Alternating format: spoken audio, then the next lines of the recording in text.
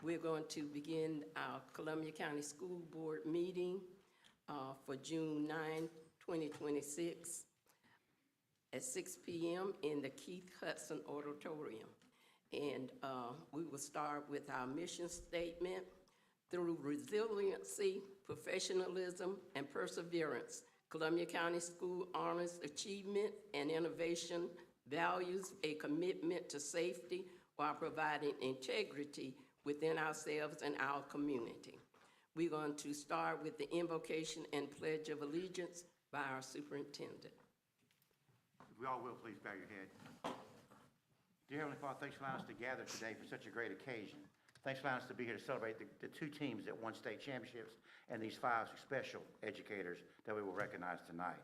Bless us all to make decisions in the best interest of our children, and we take care of all of our employees in our system. God, make sure we do the right thing at all costs. In Jesus' name we pray. Amen. Amen. Please stand and join me in the pledge. I pledge allegiance to the flag of the United States of America and to the republic for which it stands, one nation, under God, indivisible, with liberty and justice for all.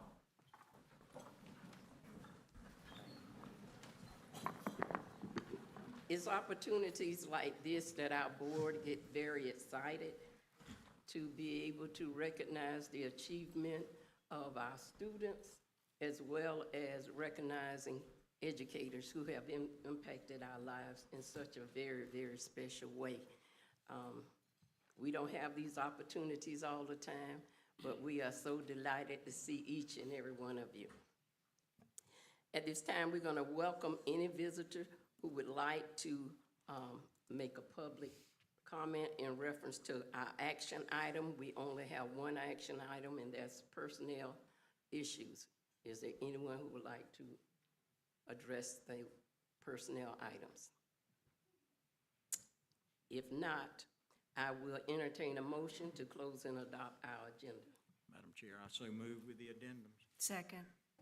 It's been moved and properly second that we close and adopt the agenda as well as the addendum. All in favor say aye. Aye. Any opposed? The ayes have it. The motion is carried. At this time, we're going to start with our presentations, and we're going to ask the principal of Columbia High School to come forward, Mr. Trey Hosford, to introduce the teams. Thank you, Ms. Smith. Thank you, Mr. Cooey, board members, for having us here tonight. Awesome night, celebrating 2 of our student athlete teams that won state championships. Teacher of a lifetime, just all of it going together is pretty cool to be here tonight. So at this time, I want to bring up the head Tiger, Coach Allen, so he can talk about the boys weightlifting team, introduce his staff, and the athletes that won the state title.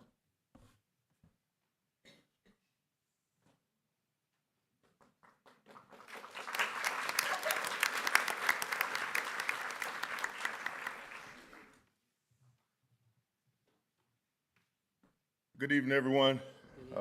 For the second time, been put on the spot. Didn't know I was going to be speaking, but it's all good. First, I'd like to thank our board, school board members for again honoring us with this achievement. I want to say congratulations to our softball team.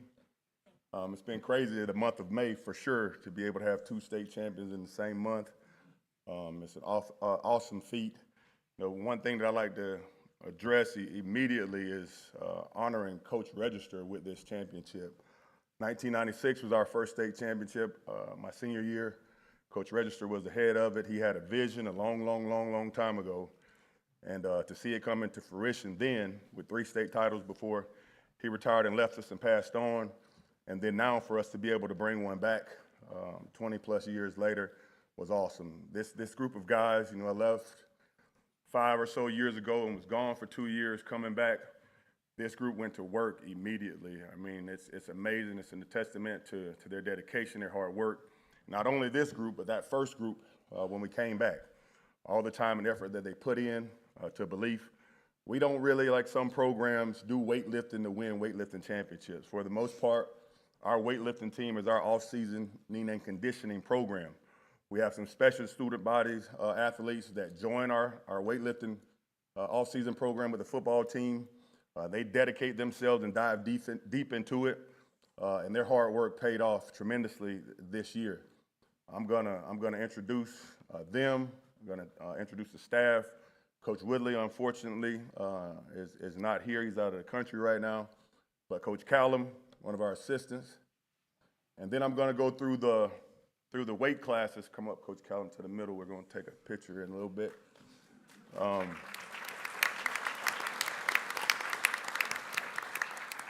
gonna go through the weight classes that helped us achieve this feat this year. It started as district champions against Suwanee. It moved on to being regional champions, same place at the Suwanee venue, and then those guys taking it to Lakeland this year and winning it in a big victory. You know, it's crazy how the FHSA works. I often complain about some of the things they do, and it doesn't matter, they're gonna do it anyways. But this year, they conflicted myself and this staff with spring football being at the same time the state weightlifting championship was going on. So in our second week of practice, or our first week of practice, the state championship was on a Tuesday. As the head coach of the football team, the head coach of the weightlifting team, I was conflicted. Do I go to the championship or do I stay my butt here at practice? Well, I was hired to be football coach first, so I was at practice. But Coach Woodley and Coach Callum took this group down at Lakeland, and fortunately enough, we were able to come back home with a humongous victory. So I'm gonna start with our weight classes that begin with districts to regions to our final group that was in the state championship. And a lot of them aren't here. It's summertime. I've already worked their butt off today in summer workouts, so not all of them are here today, but I'm gonna introduce each person that was a part of it. Our 119 class was Rajon Beasley, not here tonight. And our 139 class, and they're both of here, I saw them come in, Mecca Combs Turner. Come on up to the podium, we're gonna take a picture tonight.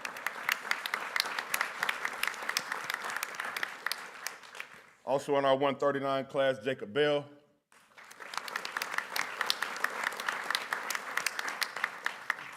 In our 154 class, both of them aren't here tonight, but Connor Robinson and Maurice Campbell. In our 169, I see one of them, Cameron Stevenson. And Jaden Simmons. In our 183 class, it was Jonathan Jordan, and our 83 was Jerome Horn. In our 99 class, Bryson Grinstead and Alfonso Curry. In our 219 class, and he probably likes it but doesn't like me to brag on him with this, our state champion, Garrett Shipley. You guys probably read the article that Kroger did this year. Probably read the article on this young man. He joined us 2 years ago, and in his third year this year, he broke every record that has ever been set at Columbia High, all weight classes.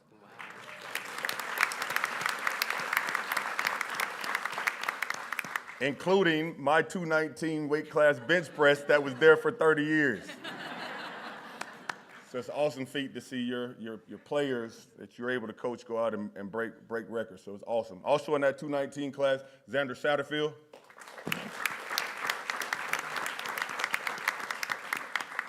In our 238 class, neither are here today, but Josiah Rosin and Joshua Jones. And then to close it out, we had another state champion. I'm sorry, I must go back to our 169 class. We had a state champion in our Olympic division in Cameron Stevenson. But in our unlimited class, D'Emmanuel Jones is here today.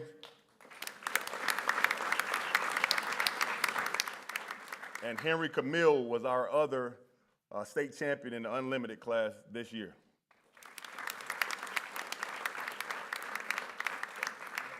Again, super proud of you guys, and thank you guys for recognizing us tonight.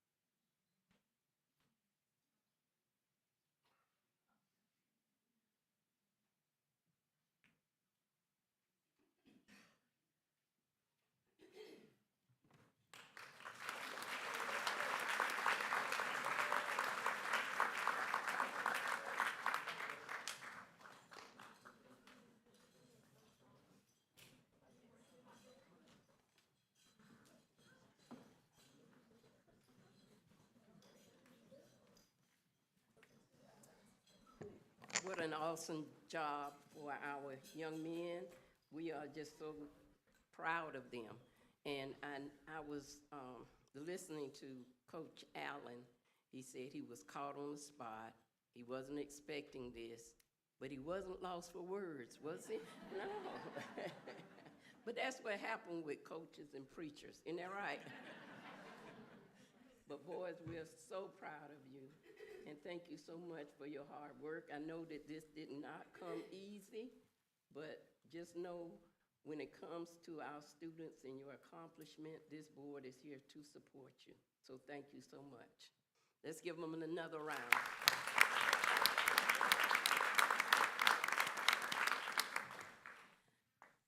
All right, Mr. Hosford, would you please come up and introduce our next honorees? Thank you, Ms. Smith. So girls softball, obviously state champions as well. Just something real quick about them. They saw this happen before it happened. I want to thank their parents, Booster Club. They did a lot to prepare fundraising and stuff, and they actually organized a send-off through the community that I read about on Facebook, so I found out the same time the community did. But it was the parents doing that. And then right when I got back to the school after the send-off, the SRD said, all right, so Saturday when they win it, the coaches already asked, what are we going to do when they come back? So before they ever left, the coach knew they were on a mission and they were going to win this. So it wasn't arrogance, it was just confidence because he had seen them play all year and knew what they were capable of. So Coach Socher, come on up. Congratulations. This is not a speech, because as B.A. said, I did not know I was going to be speaking in front of everybody tonight either. But thank you, Board, for having us here tonight. It's been a great 3 weeks, right? We've been to County Commissioners meeting, City Council meeting, now School Board meeting. We go back to City Council next week, right? The overwhelming support of this community is second to none, right? Anything, I get emotional talking about it. The girls are gonna laugh, shut up. Every time I talk, I get emotional, right? As a lot of people know, I don't live in Lake City, right? Trey, Steve, the administration at CHS hired me to come in here and do a job, right? They saw something in me, hired me to come in here and do a job. Opening my eyes to what this county is about and what this community is about is something that I tell everybody that I can get a chance to, right? I mean, from the time we kicked off our season till the time we came home from Lakewood, right? It was just, what's needed? What can we do to help? Here we are behind you. BA, I haven't got to see you since we won that state title. But without your boys, Thursday and Saturday, I don't know that we get it done Thursday. I honestly don't. We loaded 2 buses. Trey organized it. We loaded 2 buses of students. Got on that bus at CHS. Now, I know they wanted to get out of school, right? It was the last week, right? $14, I'd have paid to get out of school too, right? But you can ask the parents that were there. We trailed. If y'all were probably following along, I'm standing at third. There's a picture. One of the students got it with me, head down, probably 4th or 5th inning, going, what the hell, where did we go wrong here? This thing's supposed to happen in the semifinal game, right? We were down, and those students were down in left field, underneath the canopy, right? It was hotter than Hades out there. It was 110 degrees on the field. And we used to playing at 7 o'clock at night. It was 1 o'clock in the afternoon. They have us out there throwing. But at some point, those boys from the football team and that student body came down behind our dugout. And it changed immediately. Did it not, ladies? Right? And they're still laughing at me for getting emotional about it. But it was like a light switch went off. My wife told me about it. The other parents told me about it. Me, I get focused in between the lines, right? It was, when those boys came down there, something special happened. And that's why they came back Saturday, and they had a huge part in it. So I thank you for having those boys, the mentality to support the other teams around. And these girls that are with us will be there Friday night supporting you. You can bet your butt on that, right? So thank you again. But our season, 29-3, best record that I know of, that I was told it was the best record at CHS since we've been playing softball. The other state title team in 2013 we know a lot of those girls that were on that team, right? We even leaned on some of them to come out and provide inspiration to us as we started our playoff run. They went 29-4, right? So we got one up on them, right? We played a schedule that had us prepared for what we are. We went out first game of the season and played Trenton, at the time, 2-time, now 3-time defending state champ. We lost 4-1, and I told Coach Beatles, we came off that field that night, I said, we can play with anybody in this state. First game of the season, right? We saw it leading up to practice before the season even started. I sent a text message to our board, I think, or something. There was at one point, our girls were together for about 15 days in a row. We had practice, we had a kids camp, we had picture day, we had practice, then we had field day. So it was 14 or 15 days in a row. They went to lunch together on that 15th day, right, a group of them. And then when I saw that, I went, they like hanging out with each other, right? There was no animosity between the girls. They locked in. After 6 games of the season, we were 4-2. So we lost to Trenton that opening game. We had a couple of wins there. Then Santa Fe comes in and beats the doors off of us, right? It was not a pretty win. I think 13-2 in 4 innings, something like that. From that point on, something changed. Something clicked in them. We won 26 of the next 27 games, right? Including that last one. When we beat Trenton, the second time we played Trenton, at the time, Trenton was 19-game winning streak. Nobody had touched them, right? They came into our place. The environment, the baseball boys, the football boys, the student body was starting to get behind us. They made it loud that night. And I told the girls, I said, Trenton was just on a 19-game winning streak. That's what happens when you win a state title, right? Well, we're on a 16-game winning streak, right? So the target's on our back for next year to give our best. One of the things we used as our kind of motivation, nobody talked about us. We had girls transfer out, right? Nobody mentioned us. I joked with the girls before we started practice. Florida Times Union, they send you this big list of things to fill out of who's coming back and all this kind of stuff. You spend an hour doing it, then they don't publish any of it, right? They had us ranked like number 10 in the city of Jacksonville. And the only person they talked about was Josie because she hit 5 or 6 home runs last year. Did not talk about a single other girl, and I listed every one of them with stats from the previous year. When we won in Saturday, I did not know it, but when we won that Saturday in Lakewood, I thanked Jordan for being there with the Lake City reporter because he's the only one that had written about us all year long. And I said, I wish the Times Union was here so I could tell them about, I told the girls, if you're the last team standing, they'll have to write about you. And that's all they've done. And little did I know the guy from the Times Union was standing right next to Jordan when I told him that. So I guess I told him that. But yeah, it's been a great year. We had 8, now to the girls, we had 8 seniors, right? So a pretty good senior class.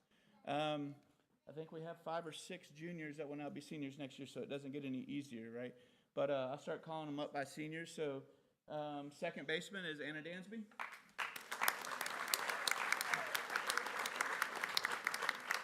Left fielder is Amani Tunsil. Third baseman is Lauren Lee. The center fielder, which we talked about, BA talked about records. I think, if I'm not mistaken, Lou, Louisa Taylor is our center fielder. She moved up to the 3rd in all-time hits on CHS's list since we've been able to keep track. 110, 111 career hits, something like that, 110, 111. The record was 107, I think, and we got past that, I believe. But what other seniors? First baseman, Ava Christie. Catcher, Raylyn Wayinger. Catcher, Emily Delgado. That had the big triple down the line in the state championship game to put us up by 2. Left fielder, Addison Sherman. We have called her Addie the Walk-Off Sherman as she won the game for us in the semifinal game and against Branford and scored the walk-off run against West Nassau at our house during the season. Juniors, we have first baseman LV Beatles.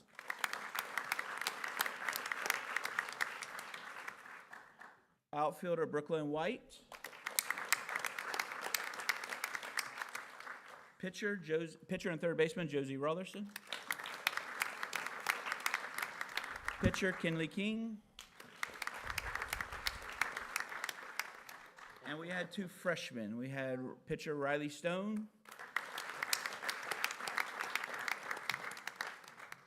And we have the 4A State Player of the Year shortstop, Elena Lord. Which I have not confirmed, but I have been told that she is the first freshman to win Player of the Year honors in the state of Florida. I don't know if that's true or not, but I have been told. And then our assistant coaches, we have head varsity assistant Brandon Beatles. We have Alexis Blair. Head JV coach with us is Andy Jolly. And then last but not least, John Sherman.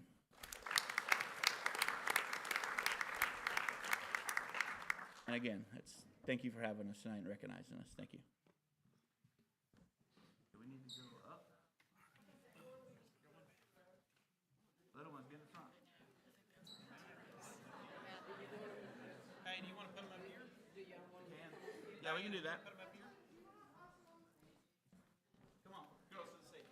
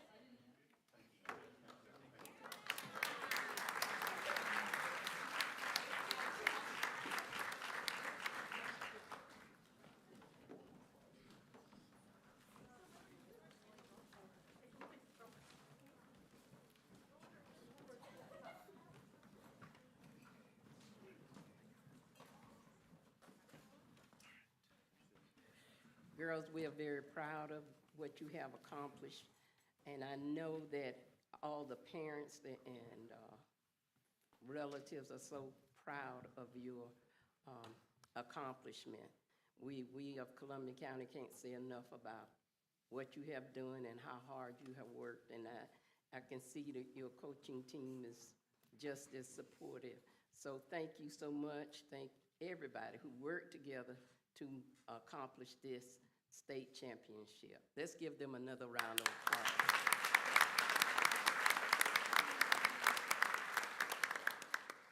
Now we want to recognize another group that is so near and dear to our hearts.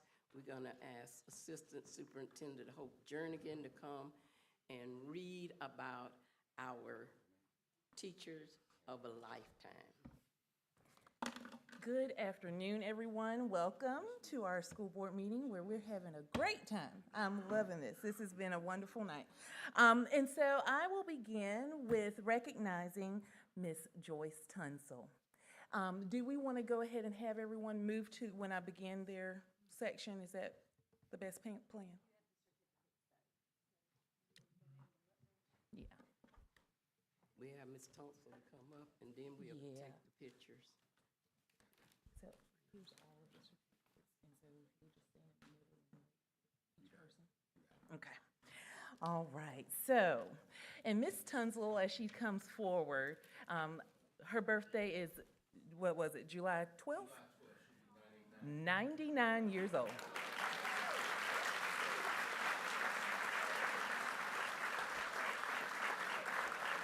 And as we recognize Mrs. Tunsil, she actually has a great-grand on the softball team. So we are very excited to see both of them together.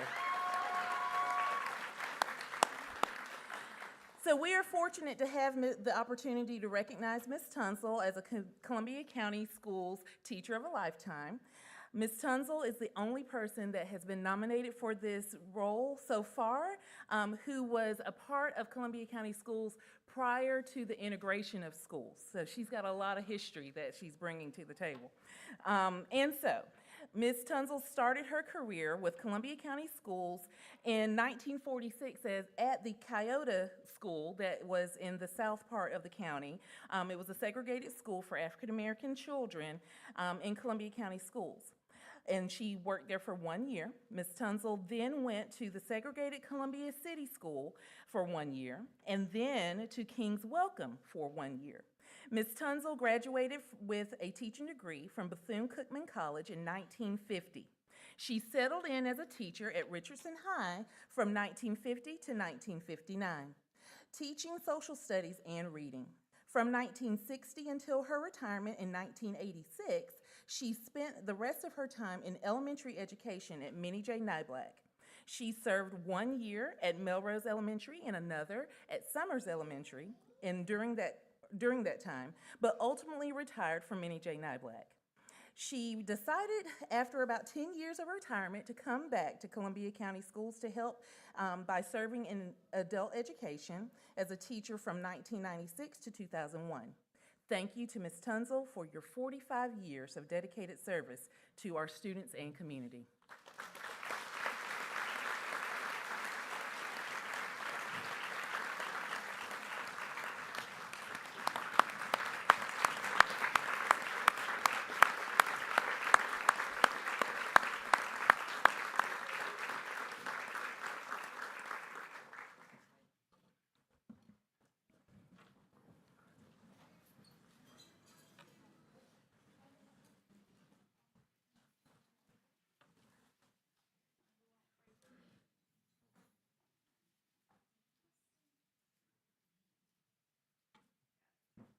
And if there were any words that wanted to be shared by the family or Ms. Tunzel herself. She's kind of soft-spoken now. That's something that happened in the last maybe 24 months. But I just want to say this. I am so glad that my mom is still here. My dad passed away some years ago. Every now and then somebody is called to do something very uncommon and difficult. It's good when the crowd is here and you're winning championships and everybody's in your corner. But every now and then in this world and in the history of this country, you have some difficult things to do. In 1958, she had been with the system. It was segregated about 10 years already. And Brown versus Board of Education, Topeka, Kansas had passed, and we all know about that. That said that the school system, the segregated school system in the country was not of the best benefit to our children. And sometimes when change comes in our lives, we don't want to make a change. It's very difficult, very uncomfortable. And so my mom had grown up in a family that was just tremendously blessed. She had gone to Bethune-Cookman when Miss Bethune was still there, walking around. So, she had a very rich upbringing. She married my dad in 51, and, they had a good life, farmed, and both of them were working in the school system. But the school board made a decision in 1958 that was going to adversely impact the black teachers and the children of Columbia County, still segregated. But that decision was to marginalize black teachers. And my dad told my mom, and this was the truth, you don't need to get involved. We got a good life, we're farming and we're working. And my mom said, oh, this is not for me. This is for the children of Columbia County, and this is going to be coming. To be a female in an all-male run society. The politicians, the judges, everyone was male during that time. You know, it wasn't any girls softball team to be crowned champions. Make a long story short, the school board unfortunately decided that they were going to marginalize these teachers by assigning a lot of them out of their area of certification. So when job openings came, those jobs would go to white teachers, not to black teachers. And my mom prayed about it, talked to her parents about it. They were very devout Christian people, went down to Bethune, consulted with her former professors about it, went around the corner and hired one of the 3 black lawyers within 100 miles, Horace Hill. Filed suit. Suit went before the Third Circuit here, a judge at that time in Jasper, whose name escapes me right now. But to make a long story short, shorter, oh yeah, speed up. Okay, sorry. He ruled in her favor. He asked for a writ of mandamus, and that means to make these politicians or leaders do a certain thing. And the judge ordered that she be returned to her position of certification, which was at Richardson at that time, and not sent to Nye Black. But they spent the next 8-9 months haggling about that. Eventually, she was fired, and my dad was fired, and several other troublemakers. But by the grace of God, the judge would not relent, and by the end of May, they were all hired back. And it made things settle down and paved the way for the integration, the desegregation in Columbia County.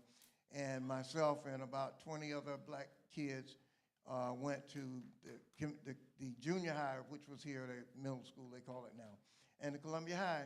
And that's why this auditorium looks like it does now. And that's what we want to preserve. We want to preserve love and kindness, and sometimes it's tough. And Judge Johnson will tell you, when you're on that bench, or you're in your teaching position, or you're the superintendent, sometimes it's like, it's just you, and you gotta make a tough decision. Parents even do that. So let's not be afraid to make the tough decisions that are always grounded in love and peace and kindness. They really are. Thank you very much.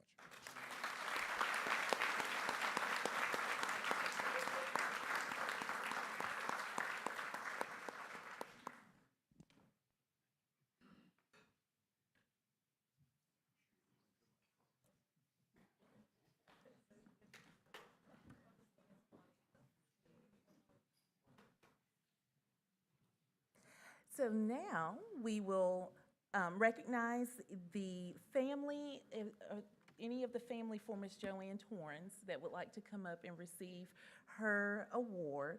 We will recognize Miss Torrance now. Ms. Torrance graduated from the University of West Florida in 1972. She started her career with Columbia County Schools at Eastside Elementary, where she taught and served on many committees and published the Eastside newsletter. She then transferred to Columbia City Elementary when it opened in 1994 and taught in the classroom, as well as serving on many school committees in roles such as the School Advisory Committee, School Improvement Team, Volunteer Coordinator, and Parent-Teacher Organization. She left the classroom and took on a role of curriculum, resource, and parent involvement teacher in 1997. She served in this role until she retired in 2011. Thank you, Ms. Torrance, for all of your service to us, and I know she hears that message right now, for her 39 years of dedicated service to Columbia County Schools.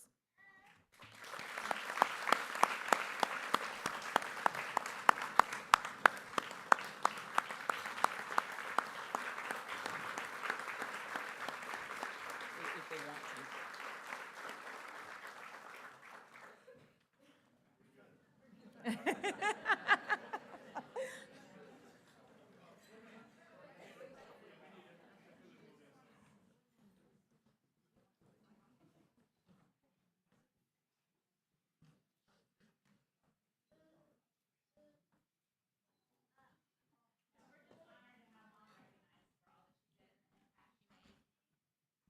just the impact that she made and the legacy she leaves behind from everyone, from us as the family, but also the students and teachers that she was able to touch while she was here. Thank you.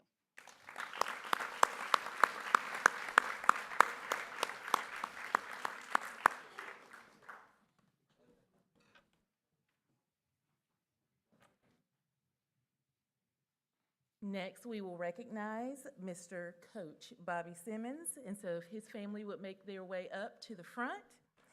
Coach Simmons graduated with his bachelor's degree from Jacksonville State College in 1964, and then with a master's degree from Western Carolina University in 1971. He started his career in Summerville, Georgia in 1961 as an assistant football coach and teacher for 1 year, and then he became the head football coach in Rome, Georgia, until he came to Columbia County Schools in 1964 as the assistant football coach and teacher at CHS. He became the head football coach and athletic director at Columbia High School in 1971, where he faithfully served and led the Tigers to many victories until 1986. He then became the dean of students and later an assistant principal at Lake City Junior High. Mr. Simmons then took on the role of principal at Fort White Elementary from 1989 to 1999, and then transitioned to middle school principal at Richardson Middle School until he retired in 2003. We are thankful for Coach Simmons and his 39 years of dedicated service to the students and community of Columbia County.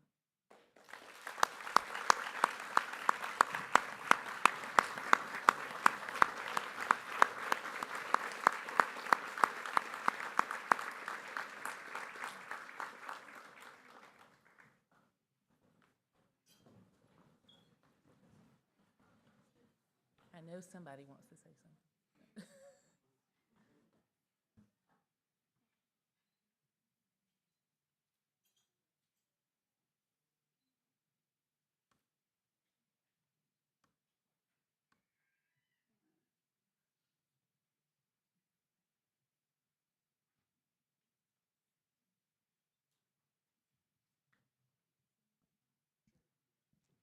How did I know I was going to get this?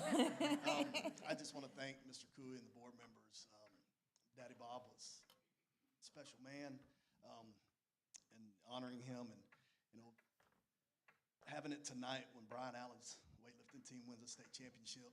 Brian was his favorite coach of all time. Brian spoke at his funeral, so it just all kind of goes together. So thank you so much on behalf of the family.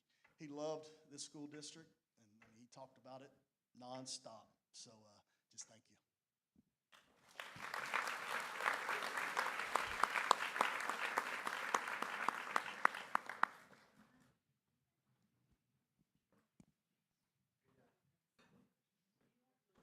Our next teacher of a lifetime is Miss Joanne Chamberlain.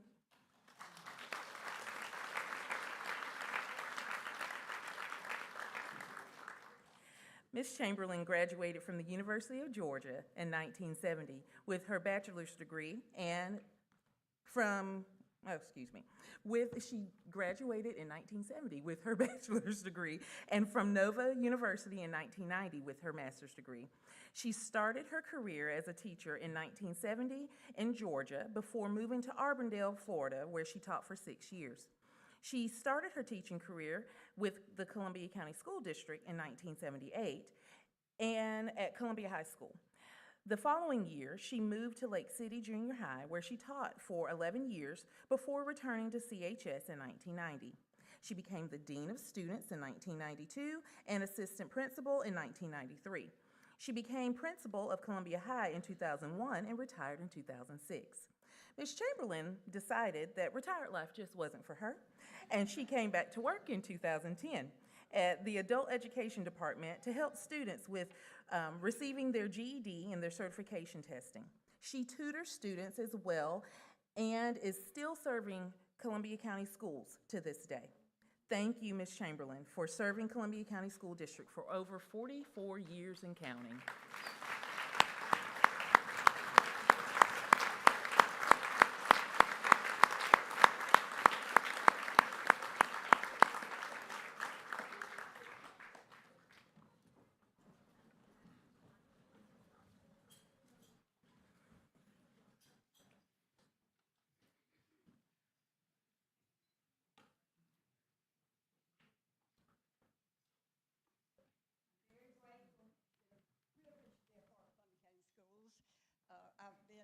teacher, and I've taught with wonderful teachers. I've been involved with support with staff.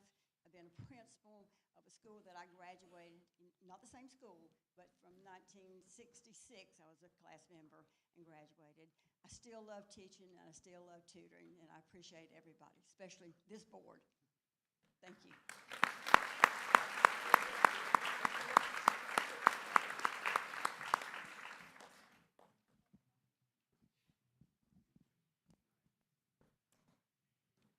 And last but not least, Miss Carla Hatcher.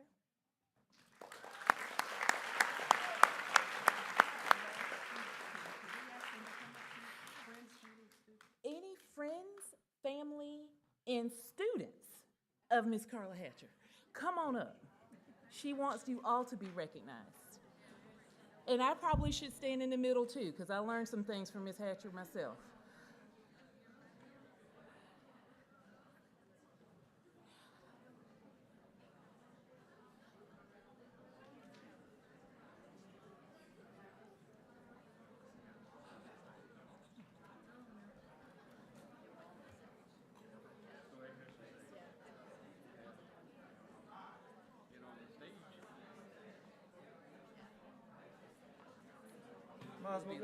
Yeah, why don't we go to the stage?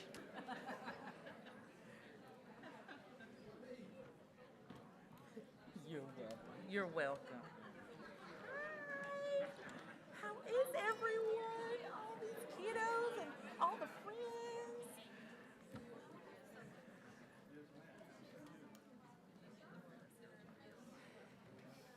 While everybody takes their moment to get to the stage, I would just like for everyone to recognize how a teacher can reach so many different people, and to see the generations and how one person can reach multiple generations. Everyone's influence needs to be appreciated, and I love how this is turning out right now. So, while you guys are posing, I'm going to go ahead and read Ms. Hatcher's bio. Ms. Hatcher graduated from Valdosta State College in 1986 with her bachelor's degree. She started her career in Columbia County Schools in 1987 at Niblack Elementary, where she made a giant impact with our special needs students as a special education teacher until 1990. She then moved over to Columbia High North, where she continued her work as a special education teacher until 1992, before the program moved over to Lake City Middle School, where she stayed until 1994. She then moved to Lake City Kindergarten Center, where she taught pre-K handicap until 2000. At that time, Ms. Hatcher took a brief leave of absence from teaching to care for her terminally ill mother, and she returned part-time in 2003 to Columbia City as a reading remediation tutor, and returned fully in 2005 as a third-grade ESE teacher. In 2006, she became a pre-K handicap teacher, where she again excelled with special needs students until 2013.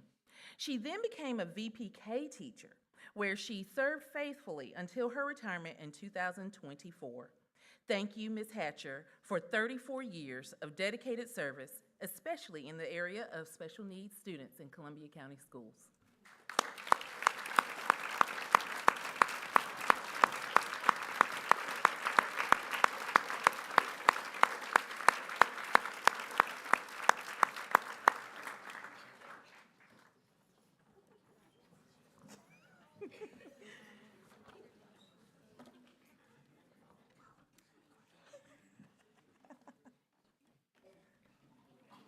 I think she's coming. Here we go. For all of our teachers of a lifetime and your families, we wanted to make sure that you knew the pictures are posted in the center hallway. So when you leave, make sure you take a look at your photograph. It's beautiful. And we will have those posted for the duration of the next 365 days. Thank you for everyone for being here tonight, and I'm going to now turn it over to Mrs. Hatcher. Thank you.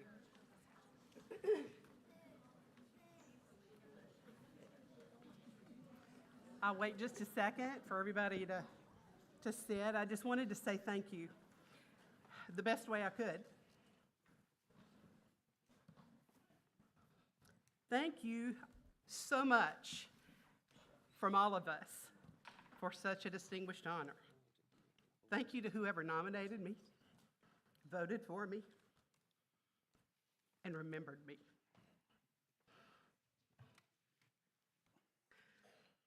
I sobbed the whole conversation when I got the phone call.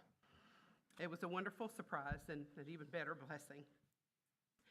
I'm so grateful for the mission field that I was given in 1987 when I began my teaching career in Columbia County. I chose the same career path as the most influential person in my life, and that was my mother. I'm pretty sure she was thrilled that both my sister and I chose to become teachers. And I loved being a teacher. I loved it so much. And while the place I worked changed a couple of times, my mission was always the same. For every group of students entrusted to me. And that mission was to love, serve, teach, protect, progress, persevere. I always said, lean on me when you need to, and then we'll walk together until you can stand on your own. I found great joy in being around little ones. To me, it was life-giving. And to be completely honest with you, I grieved the loss of that joy and excitement the first year I retired. The children I taught and the people I worked with were a huge part of my life song. And I loved that song. And I could hardly stand the thought of August coming with no class list, no school supplies, and no new littles to teach and love. One day I was closing out my final year in the classroom, and I decided it was time to tell my then current students that they would be the last children, the class of children that I would ever teach. I told them I would soon be retiring, and I explained the definition of that word to the best of my ability so that they would understand me. Some of them smiled, some asked me why, and then the question came, why in the world are you tiring? Miss Hatcher, are you old? You know, I didn't say yes or no at the time, but that was the moment that it hit me. My career was about to end, and so much of my life had been spent teaching little hands how to write and cut and serve, teaching little beautiful minds how to think, to actively learn, to read. How did life pass so quickly? My goodness, time, it truly is a thief. That evening, as I was getting ready for bed, the question played again in my mind as I looked in my bathroom mirror. The lady I saw in the mirror only somewhat resembled the young girl who had come 38 years ago asking for a job. My hair color had evolved from blonde to gray. I was now wearing progressive lenses and using a magnification mirror to put on my mascara. And somehow my aging knees had earned an endorsement or sponsorship from Kellogg's because they snapped, crackled, and popped every time I moved. And while the outward appearance reflected that time had come to steal my joy and my good knees and my youth, I reassured myself that that was only what the naked eye could see. Somehow, in the throes of 38 years in the classroom, teaching children, raising my own 3 children, supporting them and my husband and their lives, it just kind of happened. Life happened. And one of the most important parts of my life would soon be changing forever. The thought of creating a new normal was a little disconcerting and, if I have to be honest, a little sad. And yes, my heart was older in years, but it was definitely bigger and stronger than when I first began this journey. I guess that's what happens when you choose to hold the heart of those you love and serve more tenderly than you hold your own. Teaching was my calling, and that is what called teachers, what we just choose to do. Looking back, I wish I could go answer that question. My answer would be a resounding, not yet, sweetheart. Getting old and being old are 2 different things, and I would purposefully leave out the part that 2 things can be true at the same time. In 5 days, my husband Keith and I will celebrate our 40th anniversary. During that time, he has loved me far more than I have ever deserved and supported me tremendously in my profession. Throughout my career, he never said a word about the huge amount of money I'd spend every year on my classroom or my students. He always said, honey, just make sure everybody has what they need, including yourself. And so I did. In his support role over the past 40 years, he's dressed up as Santa Claus. He's been the sound guy for many years of VPK graduations, and he accompanied me to school, numerous schools, on many nights and weekends to put up bulletin boards, hang things from ceilings, fix things that were broken, and videotape me for required Teacher of the Year videos. At times, he graciously wiped away tears and helped me mend when things or situations broke my heart. Not every wife and not every teacher wife gets that blessing, so thank you, honey. I would not be here tonight if not for you. When we leave here tonight, we will talk about this moment that means so much to us with our family and our friends. We will remember times and people that impacted our lives in beautiful ways, and we will wish that this moment could somehow last forever. We will continue to hope that our story will never die. So I want to leave you tonight with thought and the lyrics of a great song. In 2017, songwriters Tim Rice and Alan Menchen penned the lyrics to their original song, How Does a Moment Last Forever? It was written for the live-action adaptation of Beauty and the Beast. A small section of the song was sung during the movie, but as the film's ending credits went by, Celine Dion sang the whole thing.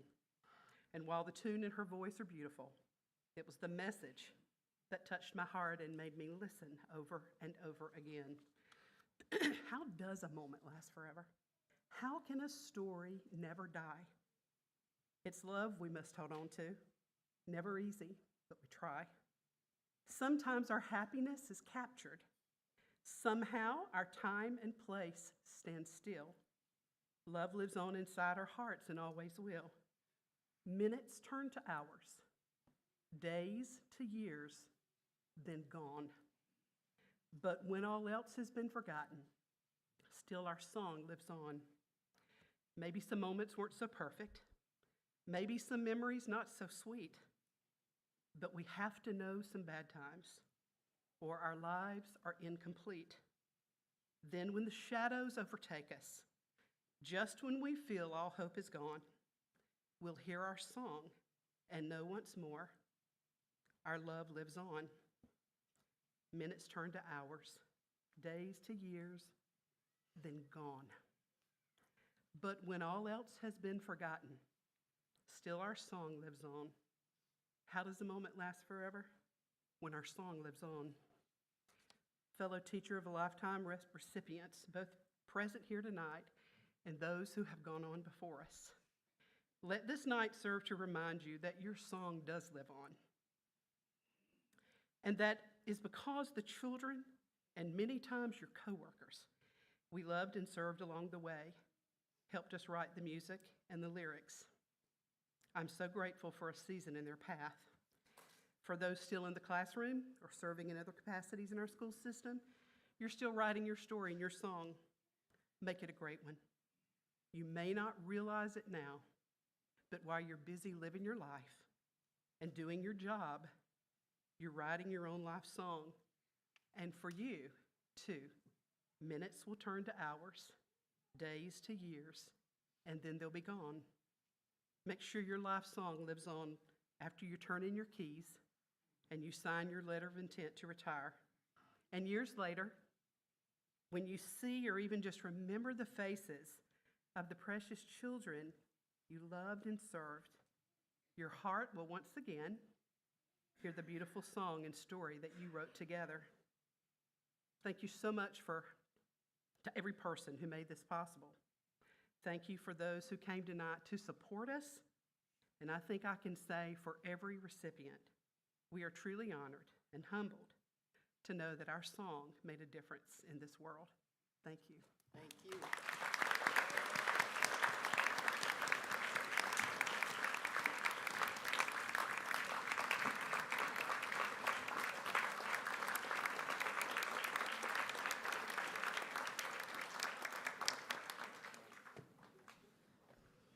do something a little different tonight. Normally, we wait to the end to make our comments from this board, but because of the specialness of this occasion, I know that every board member wants to say something. So we're going to allow this time for our board members to make comments to our honorees. We'll start with you, Ms. Hill. What a fun night this has been. I always look forward to this night each year. But I noticed that there were some familiar themes throughout tonight. Did you notice hard work, persistence, pursuit of excellence, passion, and love? I noticed those themes over and over again. And then, Ms. Hatcher, you nailed it when you said heart. Kudos to all the recipients of honors tonight. And I recognize that all those themes flowed together to get you where you are tonight. So keep up the great work. Thank you. Yeah, I'm going to be just a little bit longer. Yeah, I know, people laugh because you know I talk. I'm starting to get emotional. Yeah. First of all, weightlifting, guys, congratulations. That's an amazing time. Who was it that beat BA's record? Good job on you that too. I'm going to give him a hard time about that. So good job on that. Girls, congratulations on the softball championship. I was there. I watched it. And I think that last play, I think you could drop a pin. Everybody was, puckered up and quiet and scared. And then all of a sudden, the whole place went nuts because you guys, caught the ball and won. And it was an amazing thing. And I wanted to also mention, Mr. Hosford sent me a text and let us know he forgot to mention something that, Coach, that you were the Coach of the Year as well. And we want to congratulate you on that. So congratulations. To our Teacher of a Lifetime, it's an amazing honor to see this every year. I was sitting out there the very first year they did it, and the next year I was on the board, and it's always an amazing time to see this happen. And Ms. Tunzel, what an amazing life that you have, to be, I think it's next month she'll be 99, correct? You'll be 99? That's amazing. And I'll tell you happy early birthday just in case I don't see you before. But, Coach Simmons, I know he put an impact on a lot of people's lives throughout the years. And you girls, Mr. Hosford, all of you, you're lucky to have him. Miss Mona, I know, we always think about you. Miss Chamberlain, we think about you as well. I had someone mention it to me before about how, I thought Miss Chamberlain retired, and it's kind of the same thing. I don't think you can quit. That's the thing. So, thank you for that. And Miss Hatcher, I think it goes without saying. I got, there's a lot of peelers in this room. Some have already run off, but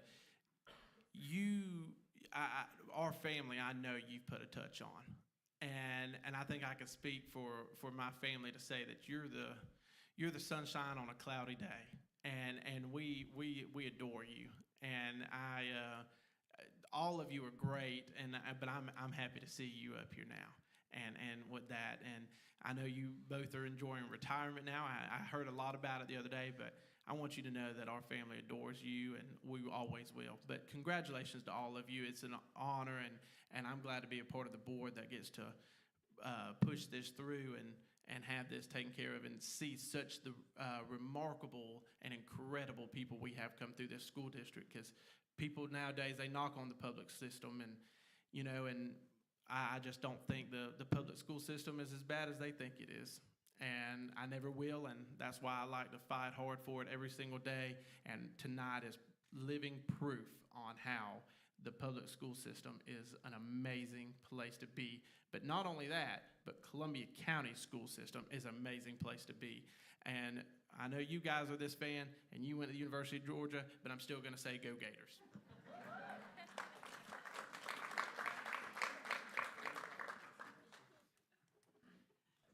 Usually when we have a crowd like this, it's something controversial, but not tonight.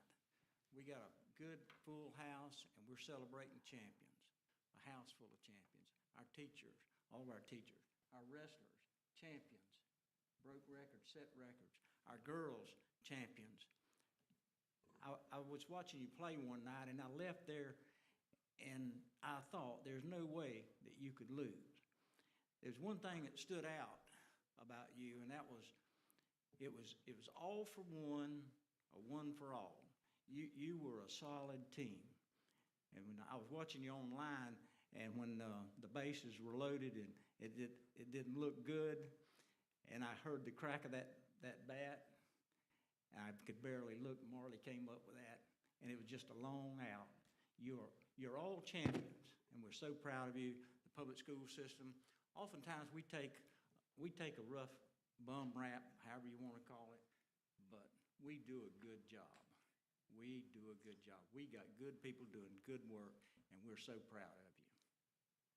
Thank you. Now it's my turn. Let me start off with the weightlifting team. I got the privilege of hiring Quinn.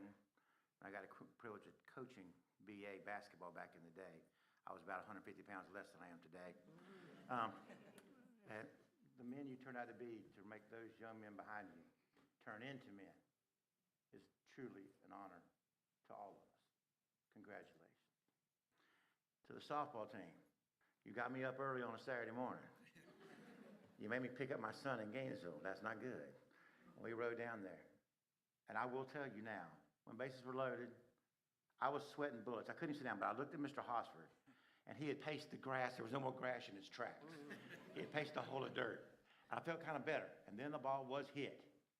And then I watched the right fielder make the catch, and the girls go crazy. But what was the most amazing thing to watch was the coach. It took him a minute to realize he just became a state champion. Sometimes you get so wrapped up in the girls and the family you create, you forget what greatness truly is.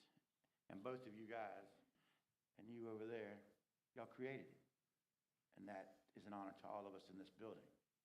And then I walk in here tonight, and we have 5 beautiful people. When I first went to Niblack, I'll hate to say back in 1986, there was a lady there named Miss Tunsil. And I met a man named Mr. Tunsil. And he taught me a lot. Taught me how to be a man. And took care of me and a friend of mine named John. So to him and his family, congratulations and thank you. To the Torrance family, I just can't get over seeing Mr. Torrance. I remember when I was a kid, I get to go see the Torrance family, Miss Torrance teaching, and it meant a lot to my family. So Miss Torrance, thanks for being here tonight and your family. Thank you. I'm gonna go to Miss Hatcher next.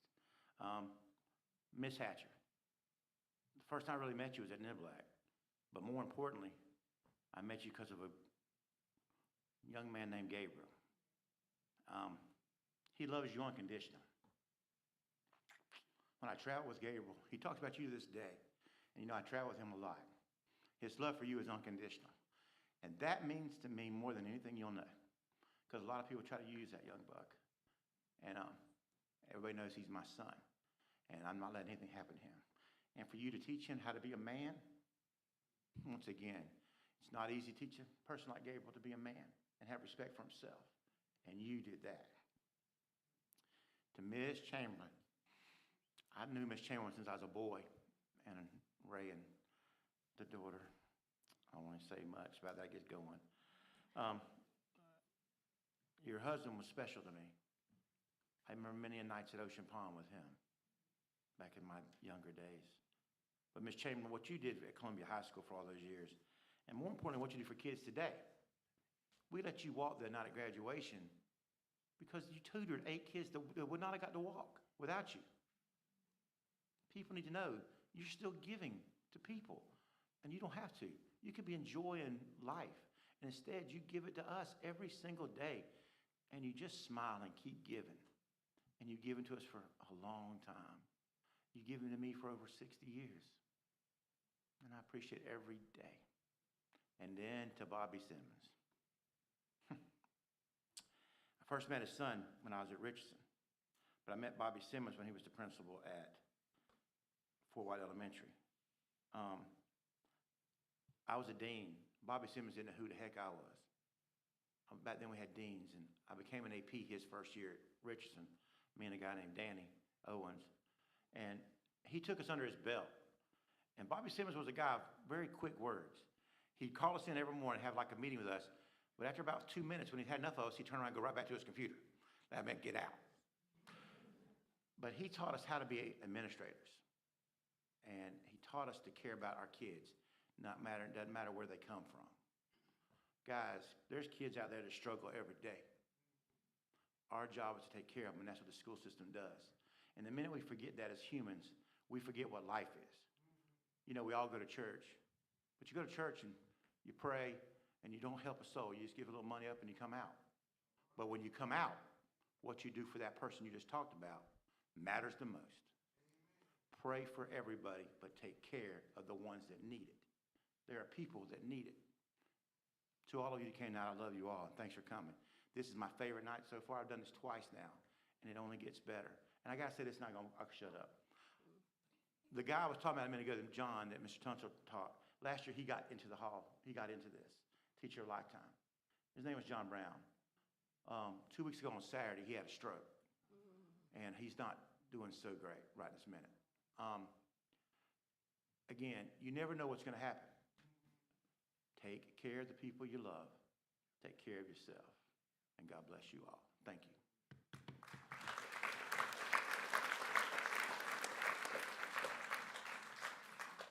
I want to conclude by saying again to our softball team and our weightlifting teams, thank you so much for what you've done and how you have made us so proud.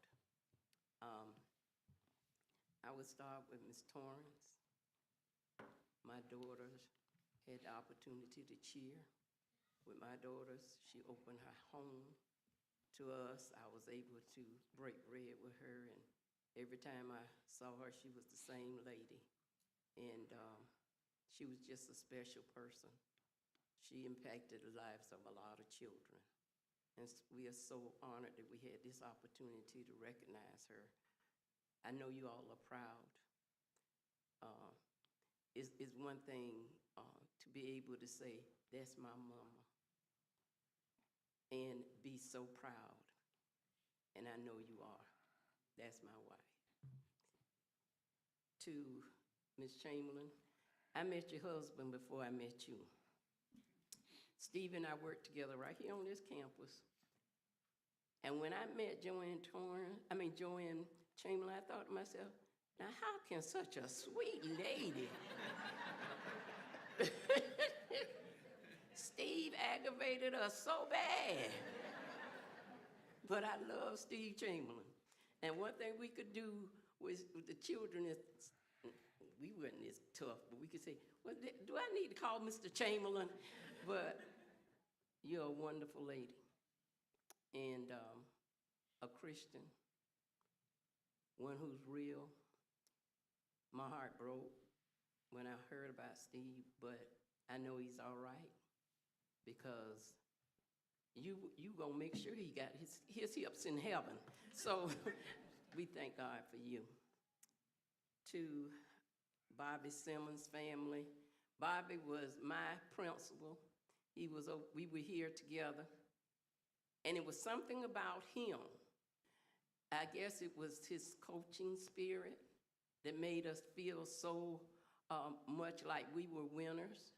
And by us being winners, we gave our best to our children. He was just committed. And as the superintendent said, it didn't matter about ethnicity. It didn't matter whether they were rich or poor.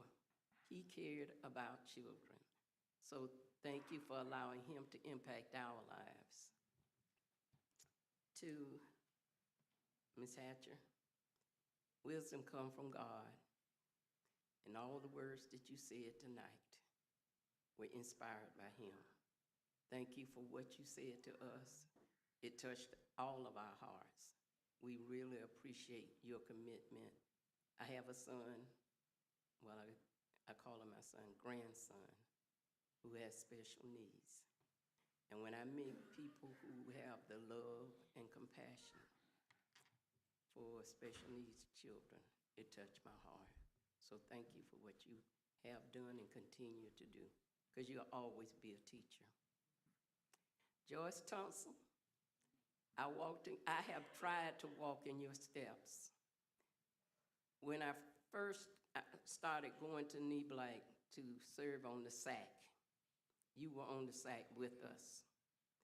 And you and your sister would be there always before I got there, because everybody know that I have a issue with punctuality, okay? But the things that you did and how you inspired us made me want to do some of the great things that you have done. Thank you for being that role model. You worked with my daddy. Daddy was at King's Welcome. And then you were in the system when I went through Knee Black Elementary. And I will always respect you and honor you for being that giant in our community. Thank you so much. Now, at this time, if you would like to dismiss, you may do so at this time. Most people like to leave because they don't want to hear our wonderful business. So if you would like to leave at this time, you may do so.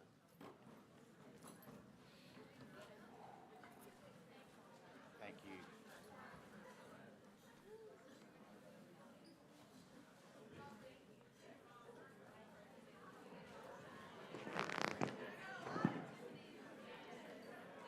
Make you want to come back and be with us?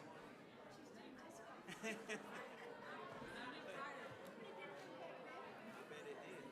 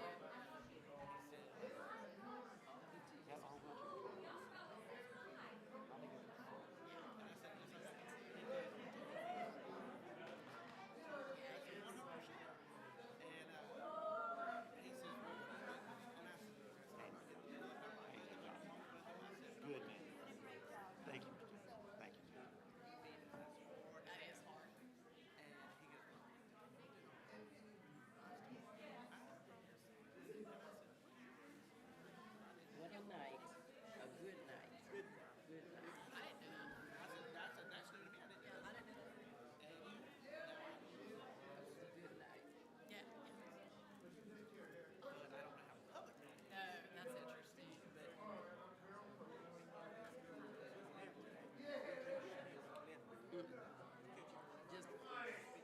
Just personnel and I do consent. remember that. And I don't know what happened. That's all I'm saying. I was afraid someone started moving.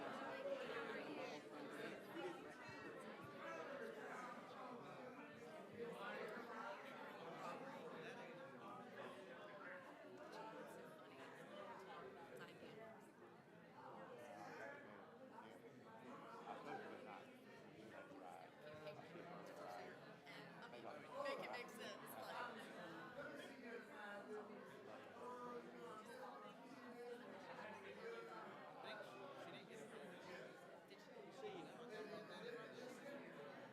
Like, that's the.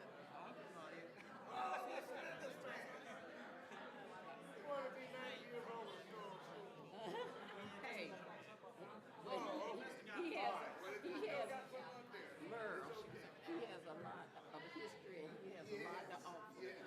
Look, my brother, Merle. Sorry about that. I think a kid got She sick telling me. and but they got him up here. He was bad over here, but I think they ended up having to take him out.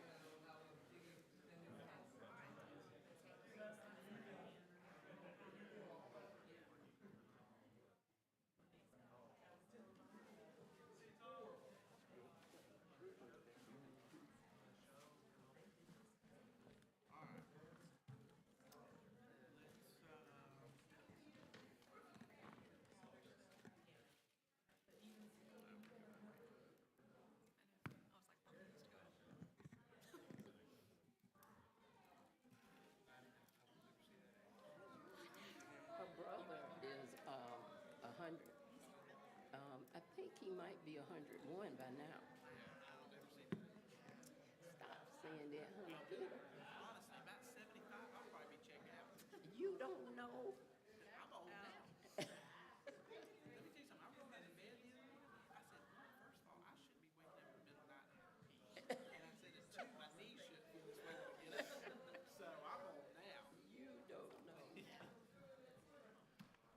Okay. Keith still doing his job, closing the door. They don't ever really quit, do they?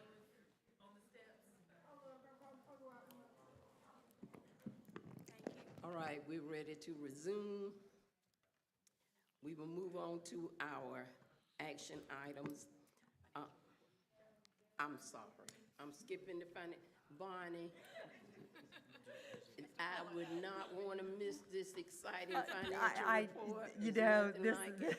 Thank you Sit so back there so much. quiet. I'm just going to say I'm sorry. I'm going to try not to bring it down. I'll be really, really quick. So you've got the financial report for April in your packet. And we just going to give you a couple of updates as to what is going on for the year we're getting ready to close out. We do have the fourth calculation, which includes both our October count of students and our February count of students. Now, we'll still see a little adjustment because our virtual kids, those come in and get adjusted in the over the summer. But as it stands now for the 25-26 year, we were down 350 weighted FTE, as opposed to last year, 343 weighted FTE. So the decline was very consistent with last year. We are hoping that that has leveled out and we won't be seeing those kinds of declines. But unfortunately, we know that we've got some things happening in the community that we will probably see some more changes with our enrollment. With that said, we had forecast that we were going to be down. So despite the fourth calculation having an increased number of scholarships that were paid from that calculation of the FEFP, class size reduction and transportation both went down slightly. We had, that caused a net reduction of about $100,000, but quite honestly, we had forecasted for there to be actually a little bit more of a decline. So we're not having to make a major impact on our budget because of that calculation.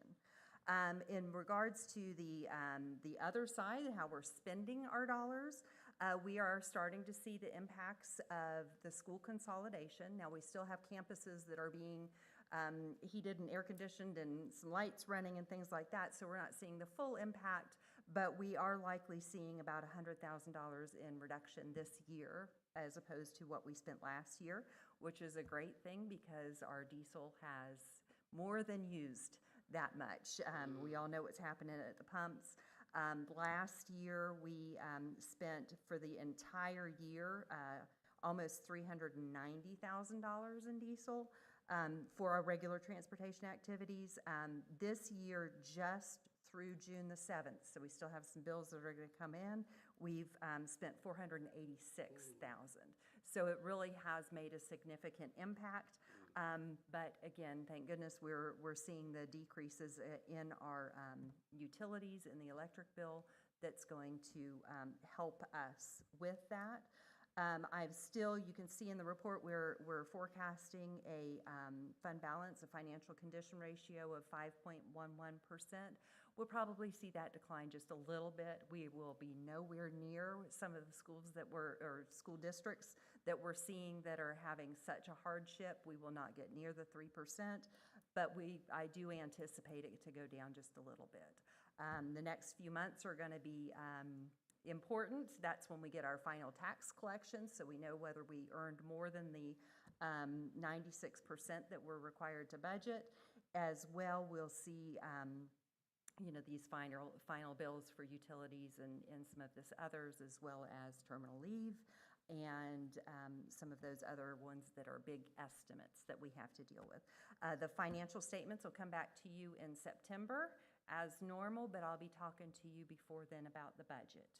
We're thankful that we do have a budget. We just hope that governor decides to sign it so that we can have it solidified and move forward. That's all I have. Yes, ma'am. From the package that we were offering for the ones to, as an incentive to retire.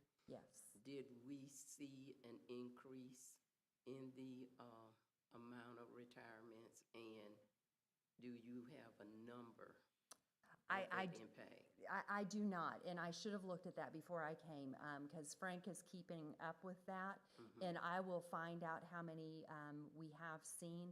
But yeah, we've definitely seen that tip the scales to open up for some vacancies, to where we can, as we see this student population go down, we can see some, realize the savings we need to when we don't see those revenues come in. And so we're going to be working from the past 2 years. We've lost right at 700. Oh, just 2 years. Yes, 2 years, easily 700. Is there a projection for this upcoming year? Yes, we've projected it's over 400 that we'll lose again next year. That is going to be built in. So right now, the conference report does not have the full extent of what is being projected for a decline next year, because one of the things that they did was, they're so late in getting out these calculations of the FEFP. They built the conference report based on the third calculation of students, which were always higher when it's just those October kids counted, and not incorporating the students that leave between October and February. So the conference report is actually built on a little bit higher number, so it'll be interesting to see if once the governor signs it, how quickly they're able to adjust that. But that's going to be an estimate that I'm going to have to bring in to bring it to what we have forecast. But yes, when we ran the models, because they're forecasting models, statistical models that Department of Education has built, we were coming up with over 400 that we would lose again next year. Anybody else? Yes. Budgeted 96% tax collection, property tax collection. What did we collect last year? We generally collect between 97 and 98%. It varies just a little bit. When we get 97, well, I think it was 97 and a half last year, it was close to an additional 200,000 just in the general fund. Of course, that also impacts your capital funds as well. So we just have to wait. We usually get that last payment at the very end of this month that helps tip us over that 96% so we can see what it looks like. You know what we've collected so far? So usually it's that last collection is one of the largest ones. We're up in the high 80s, which normally at this time we're closer to the mid 80s. So it is a positive thing. It looks like they're coming in a little bit higher this year, but sometimes you just never know when people pay and when the tax collector actually sends it, forward. So I like to look at that, but it's not always an indicator of whether we are collecting more than that 96%. It kind of gives me a feel good, but it's not necessarily a good indicator. That's all I had. Anyone? Can you talk for just a minute about the scholarship money and where we are as far as the Sure. outlays and then students coming back to us and their scholarship money's already been spent? So we have, so looking at where we are right now, it just give you some big numbers. Built into the FEFP, we have about 1,400 students that are getting some form of a scholarship, and it's about $13 million that gets diverted for the scholarships. Next year, it's going to be over 1,500 based on what DOE projects, as well as getting over $15 million. So it's a very large piece of what goes through the FEFP. You probably saw the House subcommittee had a lot of discussion about the issues that they have with students who sign up for a scholarship, and the way it works is they fund an account. It's kind of like a bank account where they fund and put quarterly payments into that account, where it can either go to pay their private school tuition, or it can be used if you're a PEP student for your homeschool needs. So what has been happening when this happened when we had McKay scholarships. It was just a smaller number, so nobody really, it wasn't as big of a concern. But students who sign up for the scholarship, and a lot of times it's very, it makes sense. You sign up for a scholarship and you're trying to get into school A. Well, school A is not taking any more kids. So now, okay, I'm going to come back and I'm not going to go to school A, private school A.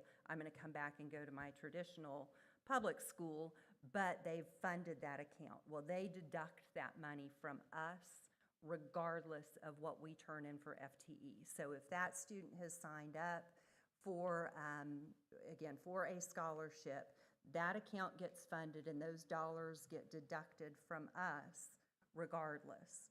And then when we submit FTE in October, by the time we've submitted it and gone through the adjustment, they've received 2 payments. So at that point, now after these subcommittee hearings and they brought this to light, DOE is finally giving us a lot of information, and they're saying, okay, here's the kids that are that we say are matched. They like to call them matched, and go ahead and tell us, verify that these students were on your campus and that you were educating them, and then we don't know exactly what they do with that. That's where we're still hung up. We don't know what they do with that. We have the ability now to go and pull reports from the scholarship funding organizations that give you the list of students' names and see when, what their scholarship accounts have been funded, but we don't know if some of those matched students, if they've gotten the money back. Maybe they made a payment to the private school, and therefore they can't pull back the full amount that should be going to us. They're instead, it's gone to the private school. And some of it's rightly so. They may have, had the student for the first month and a half or however long. They don't have any way to, I'm kind of rambling, sorry. They don't have any way to discern whether, okay, if you were with the private school for less than 20 days, you don't get any of the money, whereas, if you were longer than that, maybe we think you should get a quarter or a half or whatever. There's no guidelines like that were created. So at this point, when we go and try to look and see, okay, this is the amount that's been deducted, here are the kids, here are the matched kids, we're only seeing the first 2 payments. We're not seeing any kind of adjustment that's being made, and we're not seeing the next 2 payments as well. So we don't know whether they fixed it, meaning they took them out of that scholarship bucket and didn't give them their 3rd and 4th quarterly payment. We can't even see that yet. So there's a lot of work that needs to be done. We are seeing that we get dollars put back in as an adjustment. This year, it's around $450,000 that they have returned to us as an adjustment, but we have absolutely no idea who that's for. Are there still collections trying to be made because maybe, they were used for tuition and the student was never there and maybe it got pulled? We just don't know. My looking at it, especially with the homeschool kids, they can get that, their account filled, get the money put in their account, and they can immediately write a check to a tutor or write a check to buy a piece of equipment or whatever and have that money gone. So that will never get brought back, even if they come and are with us from day one. So they've not come up with any kind of guidelines to figure out how to manage that. It's just, we get stuck holding the bag on that. So they did make it better. So back to this whole, what the House committee did, they did make it better in that we're seeing some information. We're able to see the kids and we're able to see when their accounts are populated, and they are trying to kind of work those matched students to see what they can to get an adjustment. Again, the adjustments are coming back in. They're more than they have been in the last couple of years, but they're not 100%. So we are still missing a lot of funding for these students that are receive the scholarship but then come on our campus. I just have a couple of questions real quick, but is it safe to say that the biggest hurdle, and I know like all over the state of Florida, they're struggling. I mean, and I'm just glad we're not like Union County. And I don't mean to say that, rudely, it's just, it's a plus, but is it safe to say that the down in enrollment is the biggest problem that we have when it comes to the budget? Oh, yes. That's probably the biggest problem you would think to say? Well, absolutely. And what happens is you can't, those of you that are familiar with economics, there's economies of scale. And that's kind of how Florida has gotten away with having the lowest per student funding in the nation, is because we have really big school districts. So you have a lot of, it's like McDonald's, you sell a ton of hamburgers, you can pay for a lot of overhead out of that. Well, when we have fewer students, all that overhead doesn't necessarily go away. You still have to find a way to fund it, but as the students are leaving us and we're not getting funded for them, it makes it really difficult because, you have 20 kids in a classroom that's $160,000. Well, when you start getting down to 10 kids in a classroom, you're barely funding the teacher, much less funding the overhead, the insurance on the building, the utilities, the bookkeeper, the data person, principal, assistant principal, all of that. So when you constrict like that, it's not just, I was saying that earlier, you know, if you lose 25 first graders at an elementary school, it's not really harming because it makes sense that you would lose one classroom.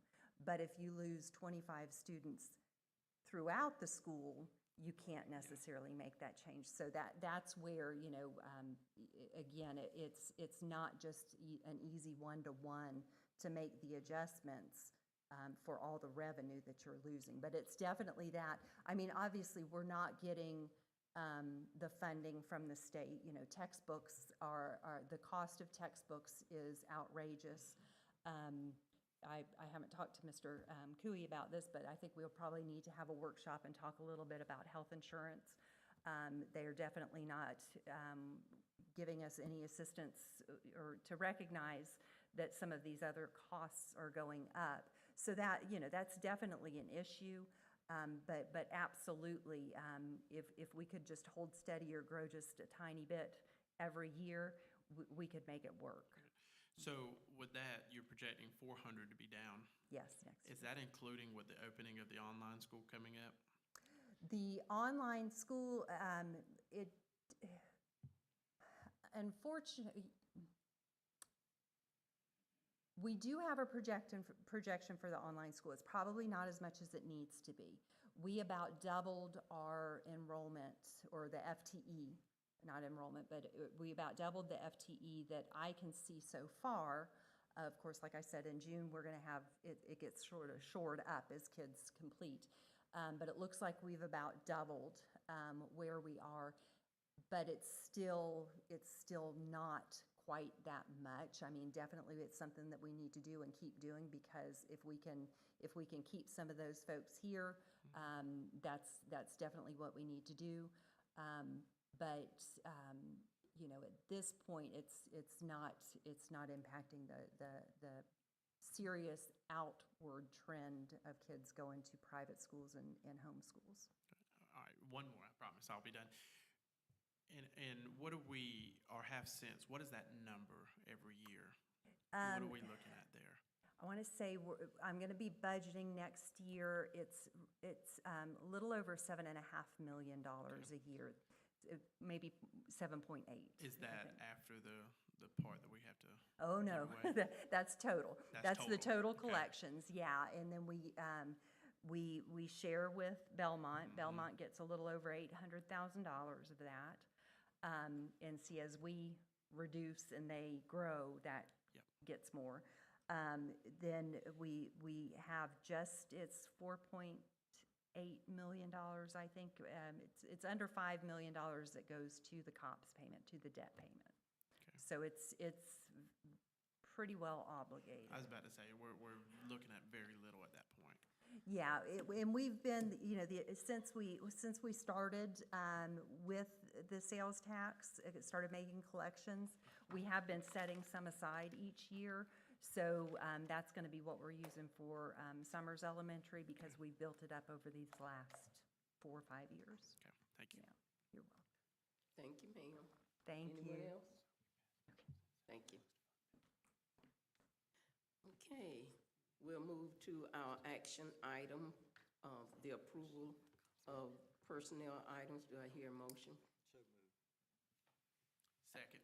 It's been moved and properly second that we approve the personnel items that are on the agenda as well as the addendum. Do we have any discussion? All in favor, say aye. Aye. Any opposed? The ayes have it. We'll move on to our consent agenda. Do I hear a motion for our consent agenda? Madam Chair, so move. Second. Been moved and properly second that we accept the consent agenda that's on, as well as the addendum. All in favor, say aye. Aye. Excuse me, I need to back up. Is there any discussion? No discussion. All in favor, say aye. Aye. Any opposed? The ayes have it, motion is carried. Now, do we have any comments from our citizens in the audience? I don't think we do. Okay. We've had our discussions, our comments. Did anyone want to add any more? Thank you, Ms. Penner. All right. Well, we are going to hear a motion to adjourn. So moved. All in favor, stand. All right. All in favor, say aye. Let's